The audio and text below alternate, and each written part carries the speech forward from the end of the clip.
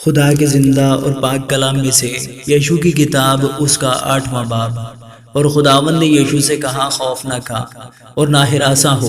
سب جنگی مردوں کو ساتھ لے اور اٹھ کر ای پر چڑھائی کر۔ دیکھ، میں نے ای کے بادشاہ اور اس کی رعیت اور اس کے شہر اور اس کے علاقوں کو تیرے قبضہ میں کر دیا ہے، اور تو ای اور اس کے بادشاہ سے وہی کرنا جو میں نے یریحو اور اس کے بادشاہ سے کیا۔ فقط وہاں کے مال غنیمت اور چوپایوں کو تم اپنے لیے لوٹ کے طور پر لے لینا۔ سو تو اس شہر کے لیے اس کے پیچھے اپنے آدمی گھات میں لگا دے۔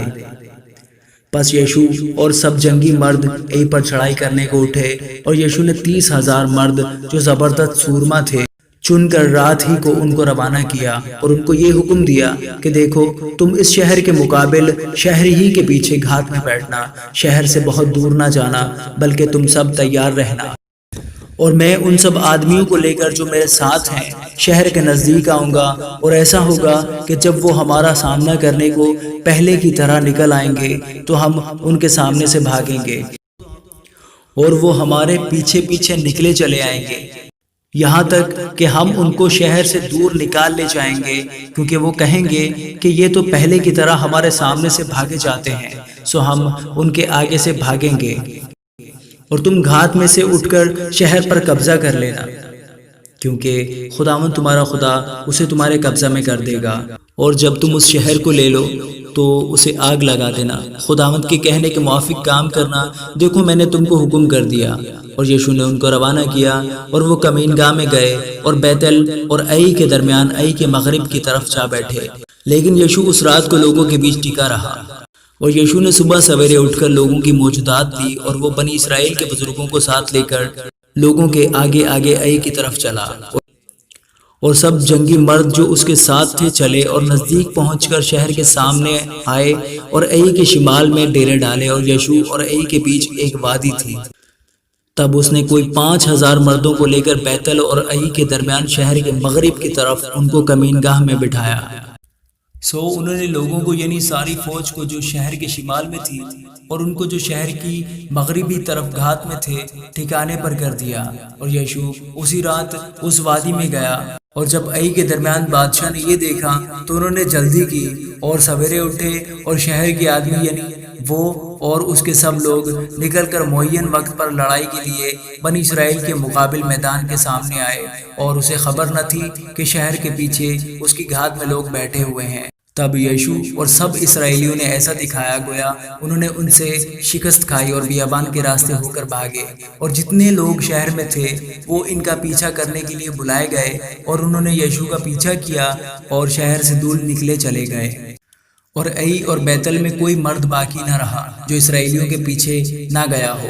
انہوں نے شہر کو کھلا چھوڑ کر اسرائیلیوں کا پیچھا کیا۔ تب خداوند نے یشوع سے کہا، جو برچھا تیرے ہاتھ میں ہے اسے ای کی طرف بڑھا دے، کیونکہ میں اسے تیرے قبضہ میں کر دوں گا۔ اور یشوع نے اس برچھے کو جو اس کے ہاتھ میں تھا شہر کی طرف بڑھایا۔ تب اس کے ہاتھ بڑھاتے ہی جو گھات میں تھے اپنی جگہ سے نکلے اور دوڑ کر شہر میں داخل ہوئے اور اسے سر کر لیا، اور جلد شہر میں آگ لگا دی۔ اور جب ای کے لوگوں نے پیچھے مڑ کر نظر کی تو دیکھا کہ شہر کا دھواں آسمان کی طرف اٹھ رہا ہے، اور ان کا بس نہ چلا کہ وہ ادھر یا ادھر بھاگیں، اور جو لوگ بیابان کی طرف بھاگے تھے وہ پیچھا کرنے والوں پر الٹ پڑے۔ اور جب یشوع اور سب اسرائیلیوں نے دیکھا کہ گھات والوں نے شہر لے لیا اور شہر کا دھواں اٹھ رہا ہے، تو انہوں نے پلٹ کر ای کے لوگوں کو قتل کیا،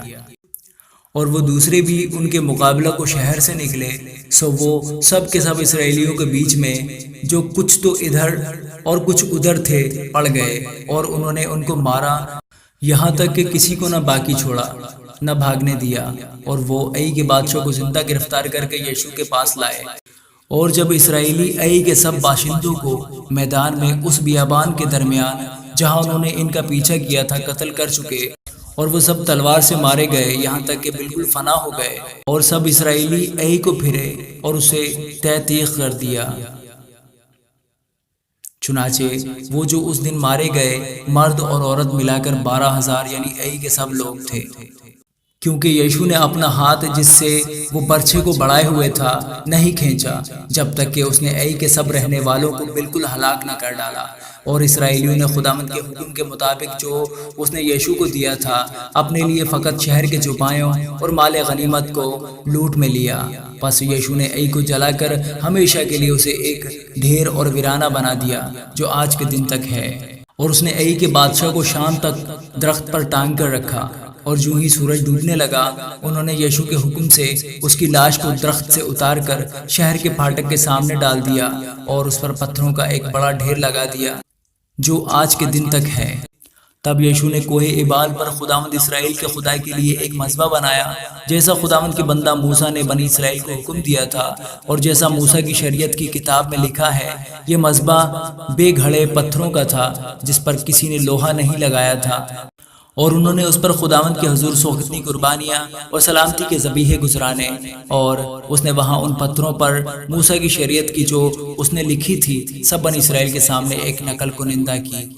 اور سب اسرائیلی اور ان کے بزرگ اور منصب دار اور قاضی یعنی دیسی اور پردیسی دونوں لاوی کاہنوں کے آگے جو خداوند کے عہد کے صندوق کے اٹھانے والے تھے صندوق کے ادھر اور ادھر کھڑے ہوئے۔ ان میں سے آدھے تو کوہ گرزیم کے مقابل اور آدھے کوہ ایبال کے مقابل تھے، جیسا خداوند کے بندہ موسیٰ نے پہلے حکم دیا تھا کہ وہ اسرائیلی لوگوں کو برکت دیں۔ اس کے بعد اس نے شریعت کی سب باتیں یعنی برکت اور لعنت جیسی وہ شریعت کی کتاب میں لکھی ہوئی ہیں پڑھ کر سنائی۔ چنانچہ جو کچھ موسیٰ نے حکم دیا تھا اس میں سے ایک بھی ایسی نہ تھی جسے یشوع نے بنی اسرائیل کی ساری جماعت اور عورتوں اور بال بچوں اور ان مسافروں کے سامنے جو ان کے ساتھ مل کر رہتے تھے نہ پڑھا ہو۔ آمین۔